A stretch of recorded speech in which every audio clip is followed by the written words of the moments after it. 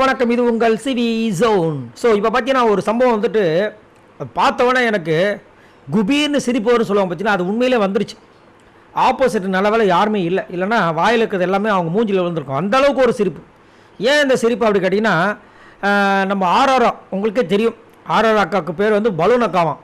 நானே இப்போ தான் பார்க்குறேன், என்னடா இது இப்படி ஒரு பேரா அப்படின்ட்டு. சரி, இப்போ என்னென்னா இந்த சீசன் வந்துட்டு கொஞ்சம் ஒரு மாதிரி மந்தமாக போகுதான். யார் சொல்கிறேன்னா பிரவீன் காந்தி. அதனால் அதுக்கு ஒரு ஐடியா கொடுக்குறாரு. என்ன ஐடியா கொடுக்குறாங்க எல்லாரும் இப்படி உன்னிப்பாக கவனிக்கும் போது அவர் என்ன சொல்கிறாருன்னா, இந்த சீசன் வந்து ஹிட் ஆகணும்னா ஒரு லவ் ட்ராக் ரெடி பண்ணணுமா. என்ன லவ் ட்ராக், யாருக்கும் அப்படின்னு பார்த்தா பிரவீன் காந்தியும் ஆர்ஆர் சின்க்ளேர் இவங்க 2 பேரும் லவ் ட்ராக் அங்கே பண்ணணுமா. உங்கள் பொண்ணு வயசு இருக்கும், அந்த பொண்ணுக்கு உங்கள் பொண்ணு வயசு இருக்கும். இதெல்லாம் யோசிக்கலாமா கேட்டால் நான் ஒரு டைரக்டர் அப்படின்றேன். என்னையா டைரக்டருங்க, அநியாயம் பானம். இந்த பிக் பாஸ்குள்ளே வந்து அவங்கள தோணும் போலுக்கு அந்த மாதிரி ஒரு சில பேர். இதே மாதிரி ஒரு சம்பவம் ஒன்று நடந்துச்சு. எப்போன்னா இந்த அசீம் சீசனில் தான். அசீம் வந்து யார்கிட்டே சொல்லுவார், நம்ம 2 பேரும் இந்த மாதிரி ஒன்று பண்ணோன்னா கண்டிப்பாக வெளியில் வந்து ஹிட் ஆகணும். அதை வந்துட்டு அந்த பொண்ணு சொல்லி செம்மையாக கிண்டல் பண்ணும். அந்த பொண்ணு இப்போ ஞாபகத்தில் இருந்துச்சுன்னா மறக்காம கமெண்ட்ஸ் பண்ணுங்கள். ஸோ அதே மாதிரி இங்கே பார்த்தீங்கன்னா, ஆனால் அசீம் வந்துட்டு எப்படின்னு அவர் ஒரு ஏஜ், அவர் நிறைய இது சீரியல் ஹீரோ வந்திருக்கார், ரொம்ப அழகான பர்சன், சூப்பரான ஒரு ஆள். ஆனால் இவர் என்ன வயசாச்சு, ஆப்போசிட்டில் இருக்கிற அந்த பொண்ணுக்கு 23 வயசு நம்ம தான் ஆகுது போல், 24 வயசோ. நம்ம 2 பேரும் லவ் ட்ராக் பண்ணால் இந்த சீசன் ஹிட் ஆகிடுமா.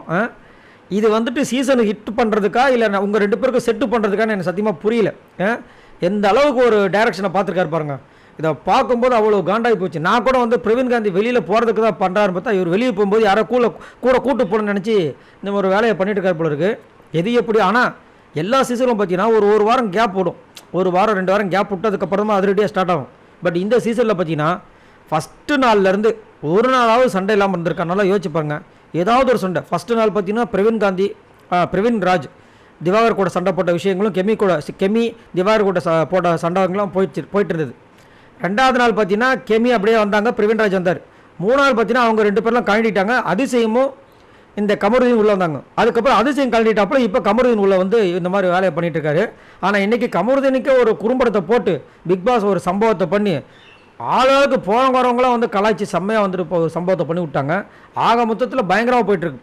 இதில் என்ன ஒரு ட்விஸ்ட்னா, நிறைய பேருக்கு வந்து இந்த சீசன் கொஞ்சம் பிடிக்கல, எனக்கு கொஞ்சம் போராக இருக்குது அப்படின்னு சொல்கிறாங்க. இந்த விஷயங்கள் இப்போது ஃப்ரம் டே 1லேருந்து இப்போ வரைக்கும் நடந்த விஷயங்கள் எல்லாமே நமக்கு தெரிந்த ஒரு முகமாக இருந்திருந்தால் இந்த சீசன் செம்ம ஹிட்டாக இருந்திருக்கும். நமக்கு தெரியாத முகமாக இருக்கிற காரணத்தினால நம்மளுக்கு ஒரு ஈர்ப்பு வந்து கொஞ்சம் கம்மியான ஒரு விஷயம். அதனால தான் அந்த மாதிரி போயிட்டுருக்கு. எது எப்படியோ இந்த பிரவீன் காந்தி ஒரு ஐடியா கொடுத்துருக்காரு. இந்த சீசனை தூக்கி நிறுத்தணும்னா, தோண்டு போன இந்த சீசனை தூக்கி நிறுத்தணும்னா இவர் சொன்ன ஐடியா ஃபாலோ பண்ணால் செம்மையாக இருக்குன்றார். இதை பற்றி என்ன நினைக்கிறீங்க? மறக்காமல் கமெண்ட்ஸ் பண்ணுங்கள். பாய் நண்பர்கள்.